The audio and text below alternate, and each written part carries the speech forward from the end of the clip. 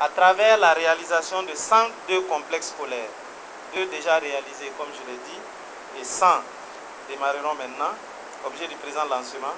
Ce sont au total 306 salles de classe sous Payotte qui seront résorbées dans les régions de la Boucle du Mour, du centre-ouest, des hauts-bassins, du nord et du plateau central. Je rappelle à cet effet que le kit complet de chaque site est composé de 3 salles de classe équipées, plus un bureau et un magasin, ainsi que d'un forage et 2 blocs de latrines pour élèves et pour le personnel enseignant. Population du plateau central.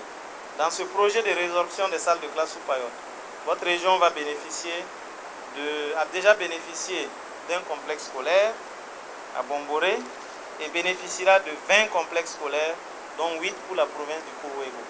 Pour la réalisation de ces infrastructures, les entreprises ont déjà été sélectionnées avec un délai d'exécution de 5 mois.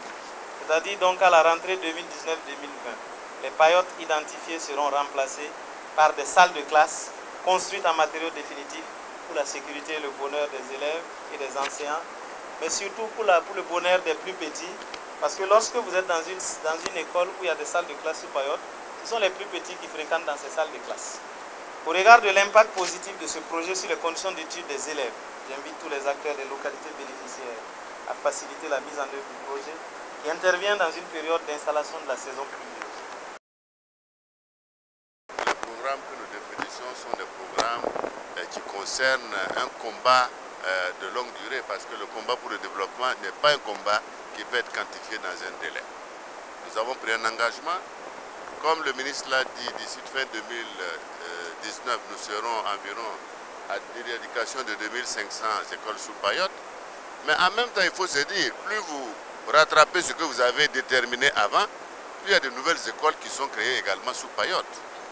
Et donc, c'est un travail permanent, constant, parce que nous devons être conscients aussi que nous avons une démographie qui est assez importante et que le nombre d'enfants augmente également pour aller à l'école. Donc, on a un besoin de toujours travailler à faire en sorte qu'il y ait des écoles, et je pense que ce qui est déjà fait n'est pas mal. Deuxièmement, nous avons normalisé également près de 1900 écoles, donc qui sont maintenant passées de 3 à 6, donc ça veut dire que là également, il y a des infrastructures supplémentaires qui ont été créées. Et je voulais simplement dire que, en tout cas, nous nous sommes acharnés sur cette question, nous nous battons là-dessus, et nous continuons que c'est un programme qui va continuer à se mener de façon durable pour pouvoir respecter donc l'engagement qui consiste à faire en sorte que tous les enfants burkinabés puissent aller à l'école et puissent aller dignement et dans des conditions, je dirais, meilleures. Je voudrais remercier la République populaire de Chine parce qu'aujourd'hui, vous avez vu que les nouveaux complexes ont un intérêt particulier. La première chose, c'est qu'ils sont électrifiés. La deuxième chose, on ne se posera plus de questions d'eau potable pour les enfants. La troisième chose, il y aura les latrines qui seront disponibles. Donc, tant de choses qui aujourd'hui, dans cette nouvelle phase de construction, sont un bon qualitatif dans la qualité, je dirais, et les conditions d'études de nos enfants.